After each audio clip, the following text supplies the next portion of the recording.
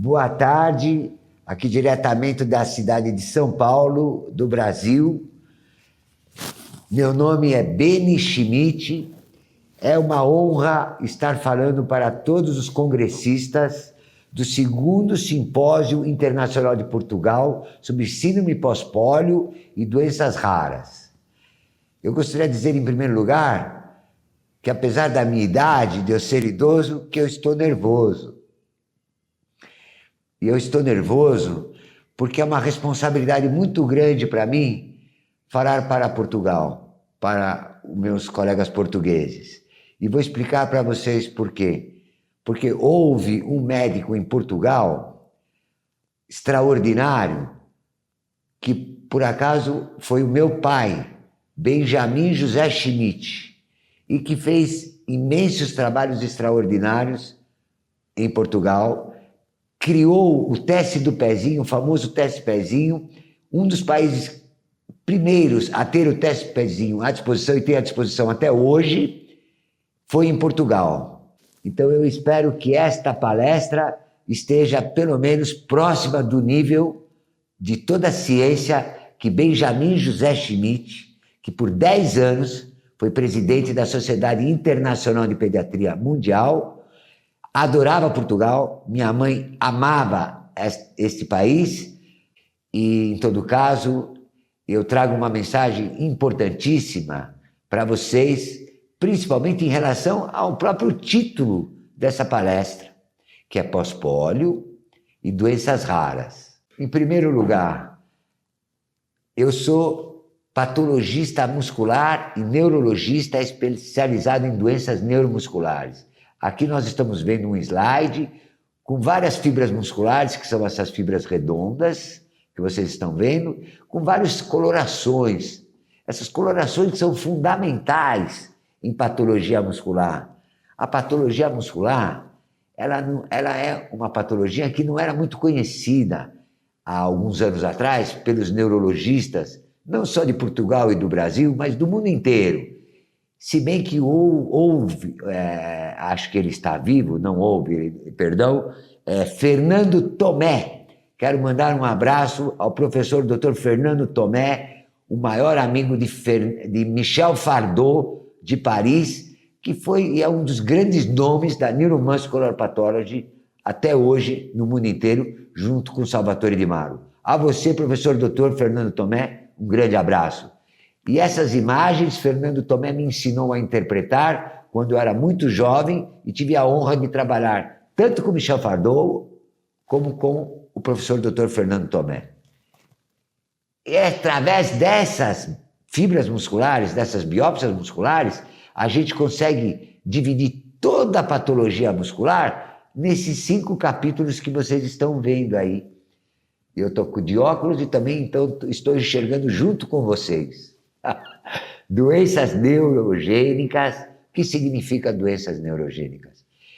Pessoas que têm fraqueza muscular ou alguma outra doença muscular e que a doença não é primariamente muscular, é um problema neurológico que está cursando com atrofia muscular, com dor muscular e clinicamente, por exemplo, com fraqueza muscular. Então, o primeiro capítulo da patologia muscular não são miopatias primárias, são miopatias secundárias decorrentes de doenças neurogênicas que provavelmente o Dr. Acari de Souza Buri de Oliveira, que é não só o meu primeiro pós-graduando que tive na Escola Paulista de Medicina, hoje é um dos maiores neurologistas do Brasil.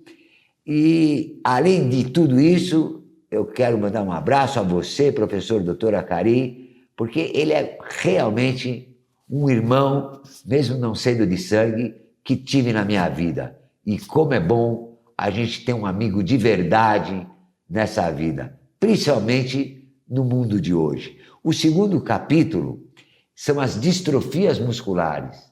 O 3º capítulo, vocês estão vendo, são as miopatias congênitas.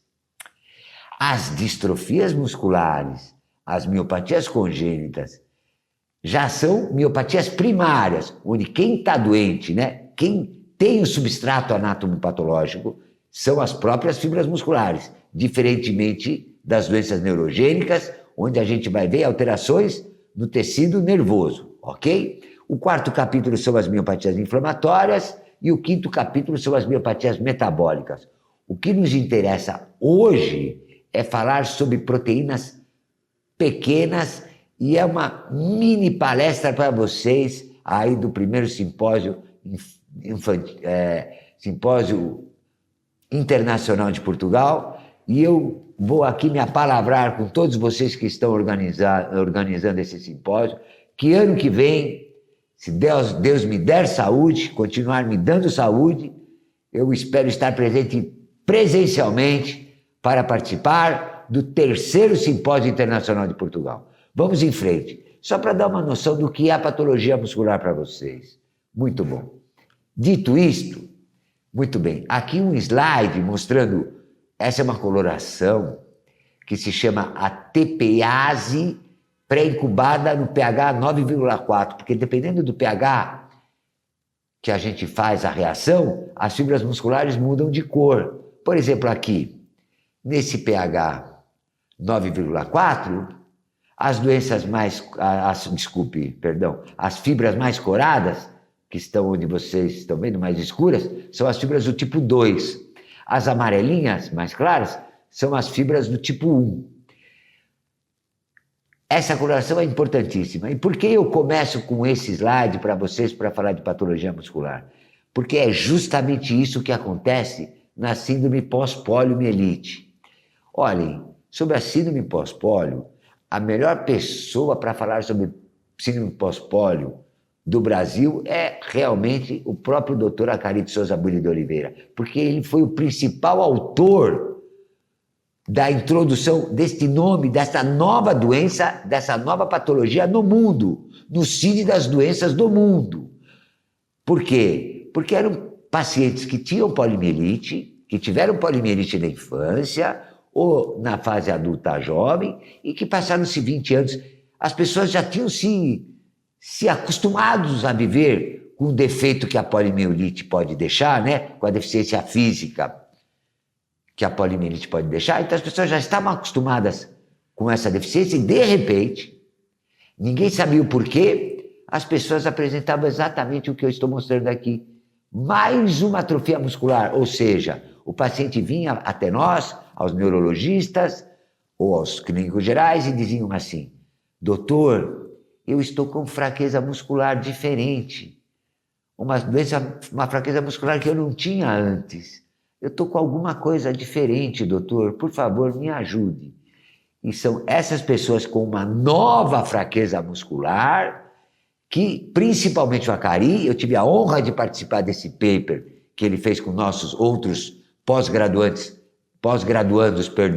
da Escola Paulista de Medicina, e o Dr. Acari principalmente resolveu chamar essa síndrome clínica de síndrome pós-poliomielite, porque eram pacientes que já tinham sido acometidos pela poliomielite, coisa que não acontece hoje no mundo inteiro.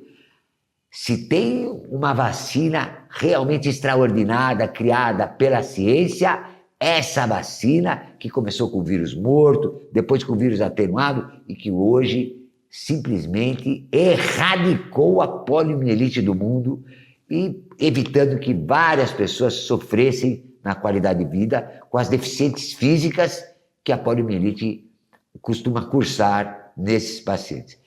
E nas doenças raras? Nas doenças raras é muito importante a gente falar sobre patologia muscular pelo seguinte aspecto. Vejam bem, aqui vou aproveitar esse diapositivo, caros congressistas. Vocês estão vendo fibras musculares pequenas, atróficas, com vários núcleos circundando uma fibra muscular. Uma fibra muscular tem de 8 a 12 núcleos. Isso é o que acontece numa atrofia muscular. Toda doença rara, não importa qual seja o erro genético, ou mesmo se não tiver erro genético, só por ser uma doença rara, geralmente cursa na biópsia muscular, com exatamente isso que eu estou mostrando. Um nuclear bag, em inglês, ou seja, sacos nucleares, né? Verdadeiramente, porque a fibra muscular vai atrofiando, vai atrofiando, atrofiando, e só sobram os núcleos, né? E esse mesmo slide serviria, e agora uma mensagem para toda Portugal, aliás, para o mundo, né? Para a literatura mundial. Olha, eu vou completar, congressistas, mais de 53 anos de prática médica neuromuscular em reabilitação na minha vida neste ano, e quero lhes dizer que eu aprendi apenas 2 coisas eu sei na minha vida. Olha, ao contrário, quem sou eu para me comparar a Sócrates, um dos maiores filósofos que existiu no mundo, né? Filósofo grego.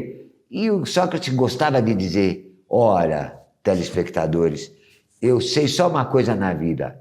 Uma única coisa que eu sei na vida é que eu não sei nada. Pois eu vou pedir desculpa justamente a você, Sócrates, onde quer que você esteja, e vou lhe dizer que eu vou responder para você, Sócrates, de uma outra maneira, de uma maneira muscular para vocês. E antes disso, quero dizer o seguinte, eu também só aprendi uma coisa na vida com toda a certeza, Sócrates, e aquilo que eu aprendi na minha vida, neste mundo de hoje, é muito importante saber, é de que Deus existe. Porque hoje nós passamos por um momento cheio de guerras, o mundo está estranho, está muito diferente de quando eu era jovem, né? E é muito importante a gente saber homenagear a quem nos criou, né? Porque a ciência jamais é capaz de explicar a vida. A vida não tem uma explicação científica, justamente por ela ser de ordem divina. Bom, para combater essa atrofia muscular, que é muito frequente nos idosos, né? Eu estou falando como idoso, ela nos dá uma outra lição que eu estava falando sobre Sócrates. Qual é a segunda lição? Congressistas, escutem essas palavras, por favor. Isso é tão importante para todo mundo, para qualquer doença. A única coisa que nenhum de vocês pode fazer na vida, sabe o que é?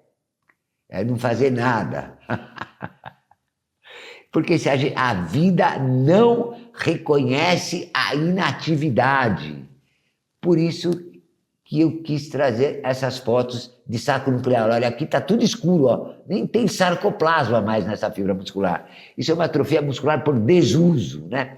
Eu fiquei completamente maluco da vida durante a pandemia de Covid, porque tive uma televisão brasileira, não sei se teve outra internacional, mas teve uma televisão brasileira que fazia apologia para que os idosos ficassem em casa, com uma frase que não parava de sair na televisão: fique em casa, fique em casa. Meu Deus do céu, o que acontece com o idoso que fica em casa sem fazer nada? Ele só pode piorar de qualidade de vida, fazer mais atrofia muscular, menos qualidade de vida ele vai ter, mais dificuldade para levantar de uma cadeira, mais dificuldade para se banhar, enfim, mais dificuldade para ter uma vida independente. Pois vou terminar este momento dizendo que a única coisa que vocês portugueses não podem fazer na vida é não fazer nada. Se alguém estiver bravo, chateado, perguntem a Deus por que ele criou a gente assim e o nosso mundo assim, ok? Vamos em frente.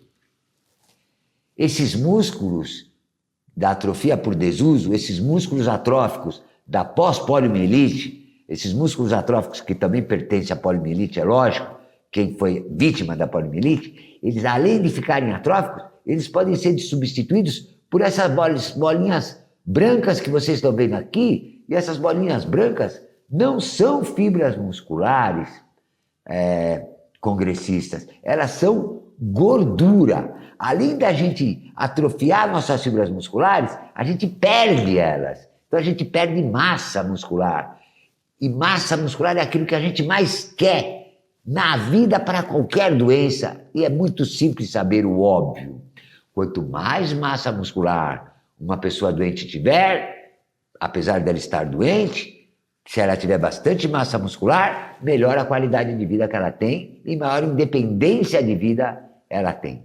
ok? Então, resumidamente, e nós vamos citar de uma maneira bem simples, síndrome pós-pólio, doenças raras, não importa o erro genético, repito, eu vou dar um exemplo para você. Veio uma mãe e diz, vamos supor que eu sou bem jovenzinho, com 24 anos de idade, quando eu tive minha primeira filha, veio uma médica, colega minha, e fala assim, olha, doutor Beni, o senhor tem no braço curto do cromossomo 14, um problema genético, no lugar da adenina, uma base adenina, ela foi substituída por uma citosina, ou pela uracil, ou sei lá, não importa, por uma outra base, o senhor tem um defeito genético.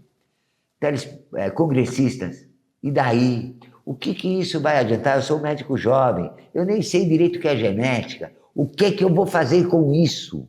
O que eu vou fazer com esse diagnóstico genético? Está aí na lâmina, está aí na fotografia. Eu vou tentar ganhar massa muscular nessa criança ou nesse adulto jovem. Porque não tem erro, não independente da etiologia dessa doença rara, independente do erro genético dessa doença rara, porque a genética ainda não consegue, realmente, raramente ela consegue melhorar alguma coisa numa pessoa que tem uma doença gênica, porque nós somos seres humanos portugueses, meus irmãos portugueses, e nós dependemos também das nossas emoções humanas. Os médicos jovens, com essa pandemia, muitos deles passaram a crer que a medicina, tudo é Covid ou tudo é bactéria, mas a medicina não é assim tão simples. Se a minha neta me trair, por exemplo, se a minha filha me traísse, por exemplo, eu poderia ficar doente por um problema emocional. E eu peço aos médicos jovens de Portugal que prestem atenção nisso. Nunca se esqueçam que nós estamos tratando de vidas humanas, de seres humanos. Nunca se esqueçam de perguntar para seus pacientes como é que vai a vida deles. Olhem nos olhos dos seus pacientes, atendam com calma, com carinho, porque muitas patologias são decorrentes de problemas emocionais, muito mais do que propriamente micro-organismos, como os vírus e as bactérias. Ok? Vamos em frente. Mas, ao contrário da atrofia muscular, ao contrário da substituição dela por gordura, a boa notícia é que as fibras musculares podem se recuperar, na grande maioria das vezes, por essas célulazinhas que estão escritas, por esses núcleozinhos que estão aqui na periferia das fibras musculares, né? Desse slide que vocês estão vendo alguns pontinhos pretos, são as chamadas células satélites. Essa célula satélite, olha, ela vai até a metade da fibra muscular e ela começa a se proliferar.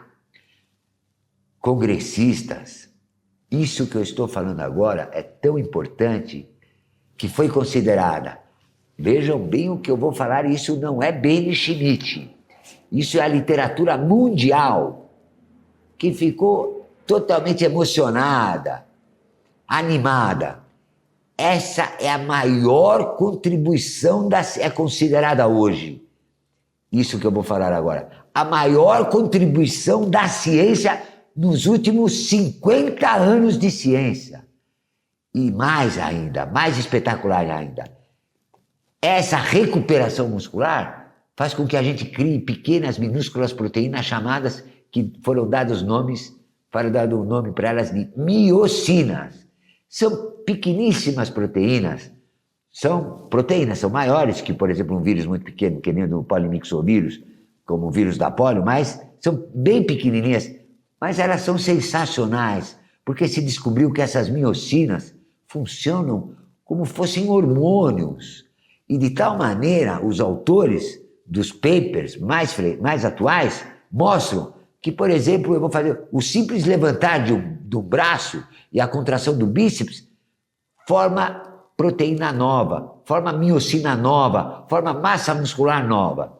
Essas miocinas, se acredita, existe uma corroboração de toda a literatura, que elas funcionam como verdadeiros hormônios, porque elas são formadas, por exemplo, do bíceps femoral, e elas vão pelos vasos sanguíneos, e elas podem se aderir a um monte de tecidos do nosso corpo, e fabricar massa muscular nesses lugares ou interagir no metabolismo basal desses órgãos, desses tecidos. Eu vou repetir, as miocinas, vocês podem verificar a veracidade disso, são consideradas a maior descoberta, a maior publicação útil dos últimos 50 anos da ciência mundial. Por quê? Porque elas mostram que fazer exercício, se movimentar, é a razão da qualidade de vida, principalmente dos velhinhos, dos idosos, como eu, por exemplo. E para deixar isso claro, eu gostaria de mostrar um slide para vocês. Aqui, antes de mostrar esse slide, quero mostrar todos esses pontinhos pretos são os núcleos daquelas células satélites que eu falei, que se juntaram, ó, estão se juntando nessa foto, olha que legal. E estão fazendo o quê? Estão fazendo uma nova fibra muscular, olha que maravilhoso. E é assim que a gente recupera a nossa massa muscular. Olha, congressistas, eu vou dizer para vocês o que é triste na vida agora. Vou fazer um pouco de filosofia nesse momento. As guerras são horrorosas, né? Os terroristas matar mulheres grávidas na frente dos maridos para dar risada na frente deles.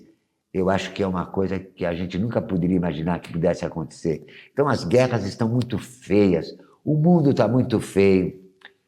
Tudo bem, mas eu vou dizer uma coisa para vocês. O mal não dura para sempre. O bem sempre prevalece. E o bem é o ganho de massa muscular, tá certo? A pior coisa que eu vi como médico na minha vida é justamente pacientes que não possuem muita massa muscular, que são os pacientes que são dependentes. Um senhor de 70 anos de idade, por exemplo, é muito triste ele não poder tomar banho sozinho, não poder se levantar de uma cadeira, não poder comer sozinho, não poder andar, gente. Eu quero dar uma volta na praia, eu quero ir passear aí no Porto, essa cidade maravilhosa. Eu quero tomar um vinho aí no Porto, essa vinharia, mas eu não posso andar.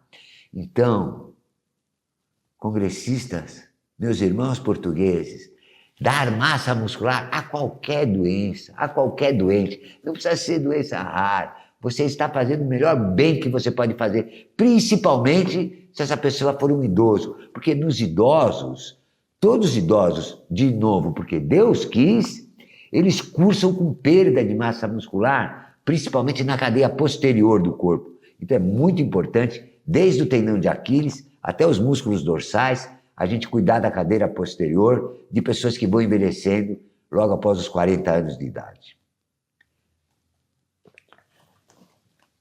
E agora eu quero mostrar essa célula satélite em detalhe para vocês. É esse núcleo aí, esse núcleo satélite que vai lá para o meio, ó. Do lado esquerdo a gente pode ir vendo ele já formando filamentos, formando um novo músculo, e são eles que dão vida de novo para a gente, para os idosos poderem ter uma vida independente, por exemplo. É a recuperação muscular. Todo mundo pode fazer recuperação muscular.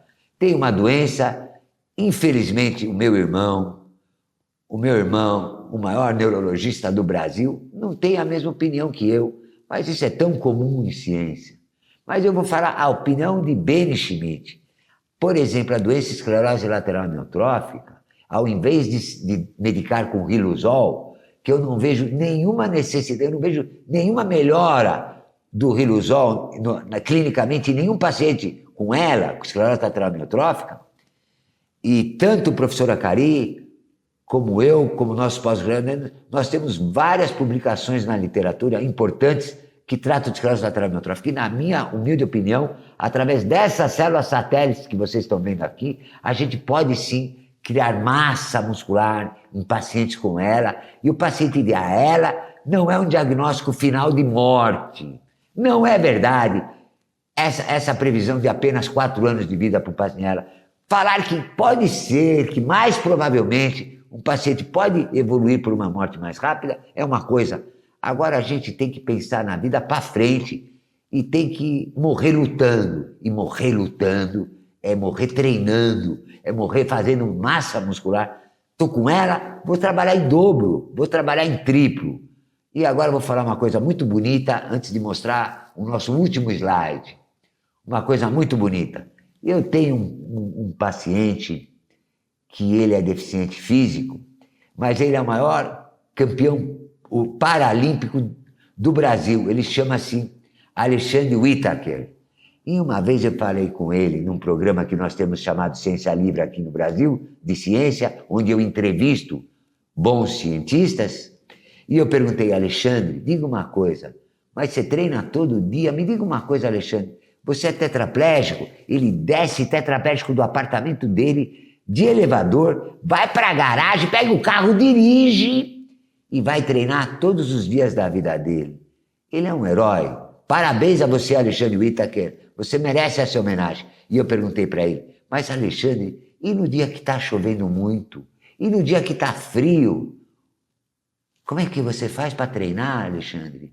E o Alexandre me disse assim, doutor Beni, é nos dias frios, é nos dias mais difíceis, é nos dias que eu não estou bem-humorado, que eu respiro profundamente e eu vou lá para a minha academiazinha e eu treino com mais força e mais vontade. Pois é esse exemplo de Alexandre Whittaker que eu quero deixar para todos vocês com doenças neurogênicas, como a esclerose lateral amiotrófica, como a esclerose múltipla, por exemplo. Para terminar, eu queria mostrar um slide aqui para vocês, e que está escrito o que eu queria dizer. Envelhecer, meus irmãos portugueses, meus congressistas, envelhecer é inevitável. Me desculpem as meninas, as moças. Minha mulher não queria envelhecer, porque eu estou casado com ela há mais de 30 anos. Eu sou um velhinho conservador. Então veja bem o que está escrito. Envelhecer é inevitável. Agora, ficar velho e dependente é opcional. E eu, apesar de todos os problemas de saúde que tive na minha vida, eu sou vítima de vários acidentes vasculares cerebrais, fiquei 2 vezes tetraplégico, afásico, não podia falar, com hemianopsia, com falta de visão, e hoje mesmo, na minha idade, eu estou prestes a completar 7 décadas de vida, eu ainda sou capaz de surfar. Vamos surfar, portugueses! Vamos surfar, congressistas! É melhor a gente começar a surfar no último dia da nossa vida do que passar uma vida inteira sem ter tido esse prazer de ficar em cima de uma prancha, em cima das ondas do mar.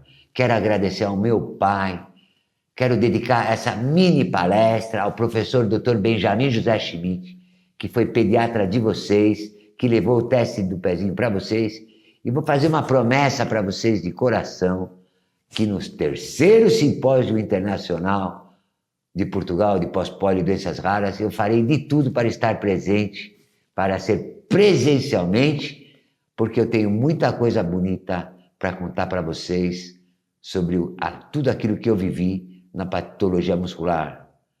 É mais de meio século praticando patologia muscular. Nós temos na Escola Paulista de Medicina, congressistas, o maior arquivo de patologia muscular da literatura médica. Nós temos 12.000 biópsias musculares, com estudo histoquímico, com imunohistoquímica, com estudos moleculares, que se traduzem no maior arquivo de patologia muscular da literatura. Com Michel Fardot, eu cheguei a observar 5 ou 6 mil biópsias. Carpenter, no Canadá, 3.000 biópsias musculares. Com Salvatore Di Mauro, 4.000 biópsias musculares. Portanto, uma homenagem ao meu Brasil maravilhoso. E já que eu estou falando do Brasil, eu vou falar pelo Brasil e por Portugal, para vocês congressistas, e a gente vai finalizar. É maravilhoso viajar. Quando a gente do Brasil, sair fora do Brasil. E quando a gente é português, está em Portugal, é maravilhoso viajar, sair de Portugal e ir para a Itália. Mas tanto vocês, portugueses, como eu, brasileiro, é muito bom viajar para fora do nosso país. Mas é muito melhor voltar para ele. É muito melhor quando eu volto para o meu Brasil e deve ser muito melhor para quando vocês voltam para a sua bela Portugal. É isso aí. Muito obrigado.